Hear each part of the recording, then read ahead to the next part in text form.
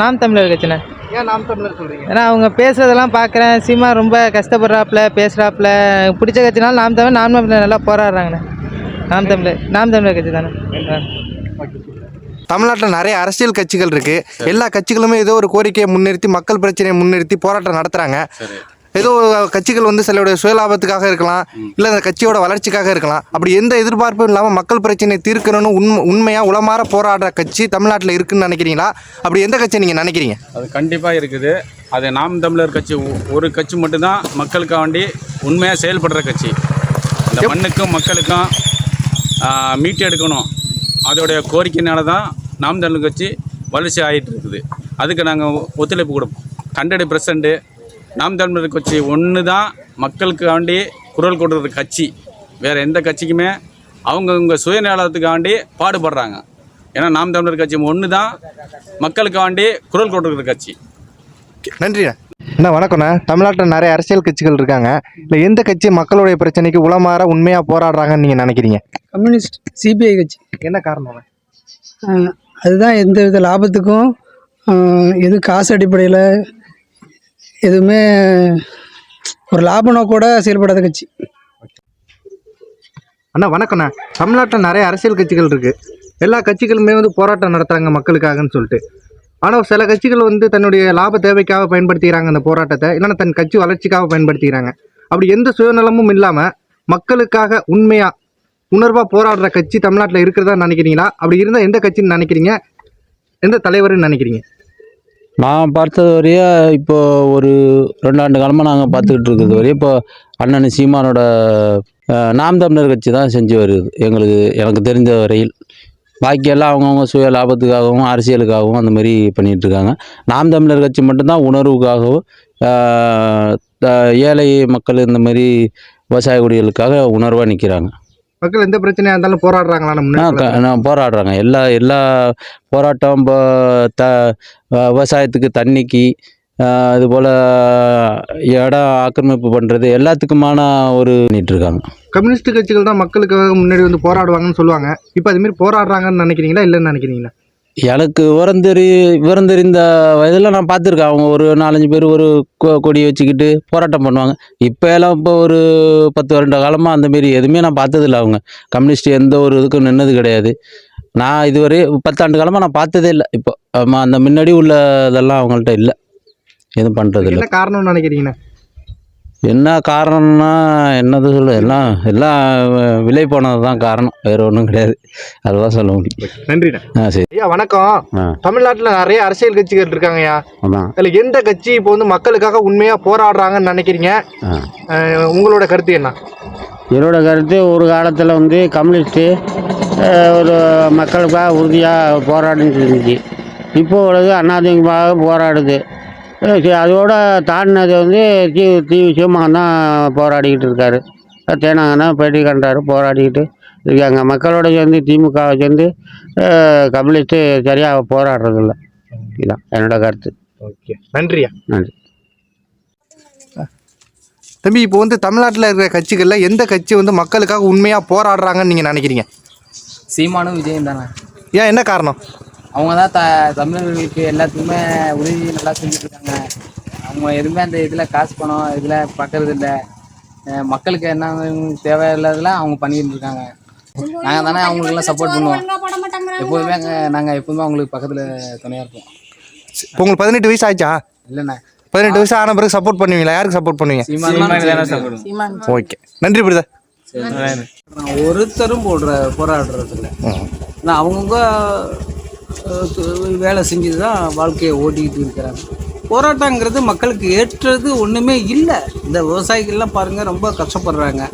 அந்த இன்சூரன்ஸ் எல்லாம் கோடிக்கணக்கில் கட்டுறோம், எல்லோரும் கட்டுறாங்க. ஒன்று ரிட்டன் ஒன்று இங்கே வந்து பெரிய இந்த டெல்டா மாவட்டம் ஃபுல்லாக விவசாயிகள் வந்து சாக வேண்டிய சூழ்நிலை இருக்குது. எந்த விதமான இன்சூரன்ஸு கிளைமே ஆகுது. இந்த அமௌண்ட்டு வந்து சென்ட்ரல் கவர்மெண்ட்டும் ஸ்டேட் கவர்மெண்ட்டும் ஒரு பெரிய ஃபண்டை வச்சு அவங்க தான் அதை சாதிச்சுக்கிறாங்களா? எந்த நல்ல திட்டங்களும் செய்யலை. இந்த பாருங்கள், இந்த சாலைகள்லாம் எப்படி இருக்குது இந்த ஏரியாவில். இந்த மக்கள்லாம் வந்து உணவுக்காக வேண்டி ரொம்ப கஷ்டப்படுற மக்கள். விவசாயிகளுக்கு விவசாய சார்ந்த ஒரு வருமானம் இருந்தால் தான் இவங்க வாழ்க்கை நடத்தப்படும். பார்த்தீங்கன்னா நாம் தமிழர் கட்சியை சொல்லுவானா, ஏன்னு பார்த்தீங்கன்னா அவங்க தான் மழை வெயில் எதுவுமே பார்க்காம ரொம்ப கஷ்டப்படுறாரு அண்ணன் சீமான் அண்ணன் தான். அதனால அவங்க தான் எனக்கு பிடிச்ச கட்சியும் சரி. எல்லாருமே இப்போலாம் பார்த்தீங்கன்னா எல்லாமே காசு வாங்கிட்டு ஓட்டு போடுறது அந்தந்த கட்சிகள்லாம் மாறிக்கிட்டு இருக்காங்க.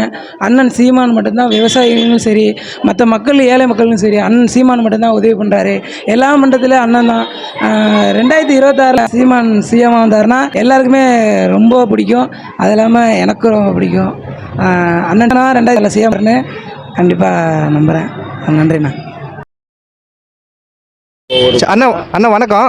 தமிழ்நாட்டில் நிறைய அரசியல் கட்சிகள் இருக்குது. நிறைய அரசியல் கட்சிகளை தொடர்ந்தோறும் வந்து போராட்டங்கள் நடத்துகிறாங்க. அதில் மக்கள் பிரச்சனை உண்மையிலே தீர்க்கணும் அப்படின்னு உளமாற போராடுற கட்சி நீங்கள் எதுன்னு நினைக்கிறீங்க? கட்சிகள் அனைத்து நிறையா இருக்குது. இருந்தாலும் மக்கள் பிரச்சனையை மக்கள் தான் ரோட்டில் நின்று ஒவ்வொரு பிரச்சனையும் சமாளிக்கக்கூடிய சூழ்நிலை வந்துருச்சு. இப்போ பார்த்தீங்கன்னா எந்த ஒரு அரசியல்வாதியும் தான் சுயநலத்தில் தான் யூஸ் பண்ணிக்கிறாங்க.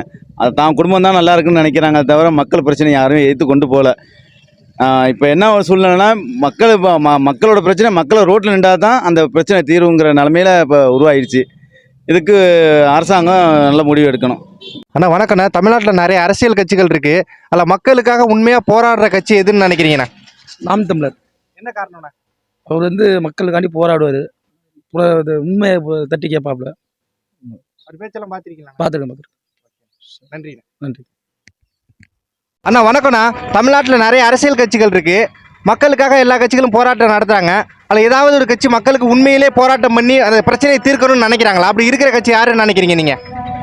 எல்லாம் அவங்கவுங்க சுயநலத்துக்கு தான் போராடுற மாதிரி இருக்கு. யாரும் இது எல்லாம் கிடையாது. சுயநலத்துக்கு அவங்கவுங்க இதுக்கு தான் அவங்கவுங்க கட்சியை பலப்படுத்துறதுக்கு தான் செய்கிறாங்களே தவிர மக்களுக்காண்டி யாரும் சிந்திக்கிறது. நன்றி. ஓகே. இருந்தது இப்போல்லாம் அந்த மாதிரியெல்லாம் இல்லை. இப்போ எதிர்கட்சி யார் இருக்காங்களோ அவங்க தான் போராடுறாங்க. நாளைக்கு கூட லட்சுமங்கலில் ஒரு ஆர்ப்பாட்டம் இருக்குது. அதிமுக சார்பாக ஆர்ப்பாட்டம் நடத்துகிறாங்க. ஆமாம், மக்களுக்காக உண்மையாக போராடுறது அதிமுக. ஆமாம், இப்போதைக்கு நான் எந்த கட்சி மக்கள் பிரச்சனையை உண்மையிலே தீர்க்கணும்னு சொல்லி போராடுறாங்கன்னு நீங்கள் நினைக்கிறீங்க? அப்படி யாருமே இல்லைன்னு நினைக்கிறீங்களா? யாருமே இல்லை சார். அந்த மாதிரி போராடுறாங்க நினைக்கிறாங்க சார். நினைக்கிற போது அதாவது என்ன அப்படிங்கிற போது மக்களுடைய சேவையை தெரிஞ்சிக்க மாட்டேங்கிறாங்க. மக்களுக்கு என்னென்ன உரிமைகள் தேவை இருக்குது அப்படின்னு இலவசத்தை கொடுத்து கெடுத்துடுறாங்க. மக்கள் வேலைக்கு போனால் கூட வேலைக்கு போகாத இலவசம் நான் தர்றேன், அரிசி இலவசம், அந்த இலவசத்தை அந்த இலவசத்தை கட் பண்ணணும். ரெண்டாவது மூணாவது அரசியலை எப்படி நடத்தணும்னு தெரிய மாட்டேங்குது. அதாவது என்னென்னா ஏமாற்றுறாங்க. மக்களை ஏமாற்றி அவங்க பணத்தை சம்பாதிச்சிக்கிறாங்க. ஆனால் ஒன்று என்ன அப்படிங்கிற போது என்ன அப்படின்னா எந்த கட்சியும் லாய்க்கில்லை சார். ஏடிஎம்கே இருக்கட்டும், கம்யூனிஸ்டாக இருக்கட்டும், டிஎம்கே இருக்கட்டும், எந்த கட்சியாக இருக்கட்டும், காங்கிரஸாக இருக்கட்டும், எந்த கட்சியும் நமக்கு லாய்க்கு கிடையாது. அவங்கவுங்க சம்பாரித்து அவங்கவுங்க லாக்கியால் உட்காந்து தான் பார்க்குறாங்க ஒழிஞ்சு நம்மளை தெருவில் ஓட்டுறாங்க. எல்லாரும் எல்லாரும் அப்படி தான். அதாவது அதாவது ஒரு ஓட்டு வாங்குறதா, ஐயா வணக்கம் ஐயா, எப்படி நல்லா இருக்கீங்களா, உங்களுக்கு என்ன சேவை இருக்குது, அவங்க சேவையை முடிச்சுக்கிட்டு அவங்க சேவை என்ன பண்ணால் கோடிக்கணக்கில் சம்பாதிக்கிறாங்க. ஆனால் மக்கள் ஆட்டு மந்தையாக தான் இருக்காங்க. யாரும் மூளை உள்ளவங்க யாருமே கிடையாது. யாராக இருக்கட்டும் எவராக இருக்கட்டும் நான் பேசுகிறேன். அதாவது என்ன அப்படின்னா எவராக இருந்தால் என்ன கேள்வி கேட்கட்டும், நான் பேசிக்கிறேன். நான் யாருக்கு பேப்பரும் எனக்கு அவசியம் இல்லை. நான் கவர்மெண்ட்டில் ஒர்க் பண்ணவன் தான். அதனால் இந்த கட்சி தான் எனக்கு வேணும், அந்த கட்சி தான் வேணும்னு நினைக்கிறவங்கெல்லாம் பெரிய நஷ்டம் தான் பண்ணுவாங்க ஒழிஞ்சு யாரும் நான் அந்த கட்சியெல்லாம் இருந்து அந்த கட்சியில் வாழ்ந்தேன் எவ்வளோ சரித்திரமே இல்லை. தெருவில் வந்தால் ரொம்ப பேர் இருக்கான். ஆனால் தெருவில் வரப்போனாலாம் மாளிகையில் இருக்கான். வீடு வாசல் இல்லாமல் இருக்கிறான். வீடு வாசல் கொடுக்க மாட்டேங்கிறாங்க. தெருவில் நிற்கிறான், ஒன்றா கொடுக்க மாட்டேங்கிறாங்க. அதாவது வாழ்கிறவனா கொண்டு சுத்தனை வாயில திணிக்கிறாங்க ஒழிஞ்சு வாழக்கூடியவன்லாம் தெருவில் நிற்கிறான் சார். அதான் சார். அதாவது என்ன அப்படின்னா மக்களை ஏமாற்ற தான் சார் கட்சி. அது ஒரு சாக்கடை. அரசியல்லாம் ஒரு சாக்கடை, பெரிய சாக்கடை. உலகத்திலே என்னன்னா அரசியல் பெரிய சாக்கடை சார். அது தோண்ட நாரை தான் செய்யணும் ஒழிஞ்சு மணக்காது. யாராக இருக்கட்டும் எவராக இருக்கட்டும் எந்த கட்சியாக இருக்கட்டும், அதாவது எந்த கட்சியாக இருந்தாலும் நம்மளை வச்சு அவன் சம்பாதிக்கிறானோ. நம்ம யாருமே நிர்ணயமாக சொல்ல முடியாது. மக்கள் சேவை செய்கிறவங்க யாரும் இல்லைன்னு இல்லை. அப்போ இந்த ஜெயிக்கிற வரைக்கும் தான் உனக்கு காட்டை கட்டுறோம், மழையை கட்டுறாங்க, நான் ஜெயிச்சு முடிஞ்சு போய் அப்புறம் போயிட்டு அப்புறம் எனக்கு ஜோலியாக இருக்குங்க. திரும்பி கூட பார்க்க மாட்டேன். அப்படி எந்த கட்சியுமே நடத்த நினைக்கிறேன்னு நினைக்கிறீங்களா? ஆமாம், இப்போ உள்ள சூழ்நிலை யாருமே எல்லாம் அரசியலுக்கு போன பிறகு யாருக்கும் மக்களை கவனிக்கிறது இல்லை. இல்லை, ஆட்சி அதிகாரத்தில் இல்லாத கட்சிகள்லாம் போய் மக்களுக்காக போராடுறாங்களே, அதில் யாரும் உண்மையாக போராடுறாங்கன்னு நினைக்கிறீங்களா? சம்பாதிச்சு தான் போராடுவாங்க. எந்த கட்சியுமே மக்களுக்காக உண்மையாக போராடுறாங்க.